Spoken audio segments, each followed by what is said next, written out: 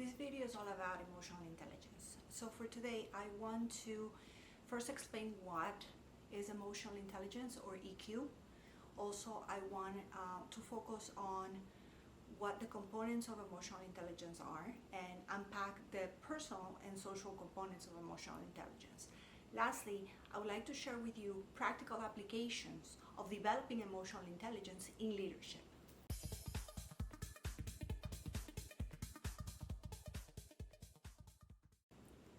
Hi YouTube leader, welcome to the Meaningful Leaders channel. My name is Maria Aguirre, and for today I want us to unpack emotional intelligence in a very simplified and practical way. Please take the time to like, subscribe, and share with others. So to begin this video, let's set up some concepts straight.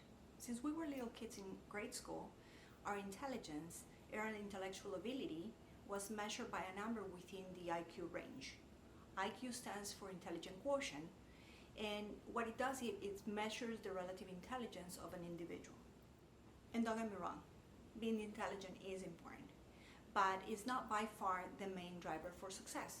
Emotional intelligence, also known as EQ, plays a huge role in our ability to be successful.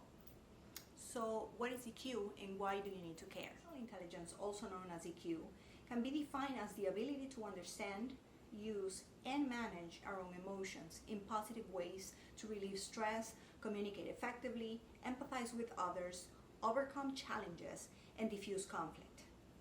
Emotional intelligence is that special something that each one of us has that is both intangible and at the same time very palpable, and that people tend to notice. And emotional intelligence is made out of 4 different skill sets that we can develop that are comprised into 2 categories: personal and social.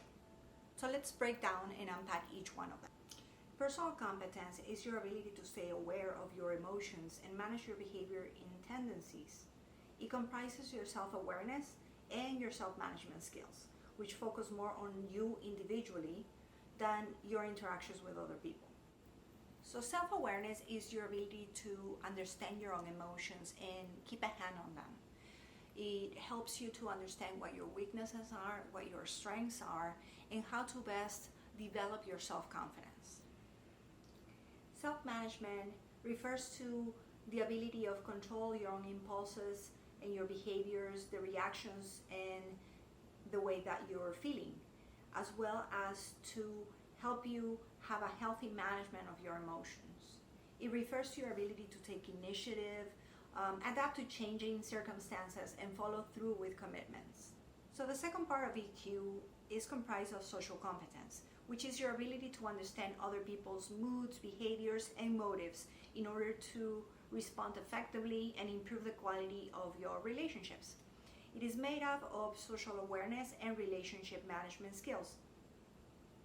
So first is social awareness, and it refers to your ability to read the room. You know what it's like to be on the other side of your communication. You're empathetic. You're capable of putting yourself in others' shoes and understand their emotions, their needs, and their concerns. You're also able to pick up on emotional cues and feel socially comfortable and recognize the power group dynamics within a team or a group of people. And lastly, we have relationship management, which refers to your ability to develop and maintain good relationships, practice clear communication, inspire and influence others, work well in a team, and successfully manage crisis and conflicts. So why is emotional intelligence important for leadership? You'll always hear me say that team building is relationship building. So as leaders, being attuned with our environment will help us into developing long-lasting, more authentic relationships. We established that intellect alone will not build a path to success. So emotional intelligence will help us build a team and help us develop them and create those relationships that make a team bulletproof. But let's take it a step forward. As leaders, emotional intelligence help us with other intangible things that we encounter, like stress and regulating our own emotions. That will help us not only perform better individually and leading the team, but also will preserve our health. So in other words, emotional intelligence will really help you to stay sane even when you are encountering challenging times.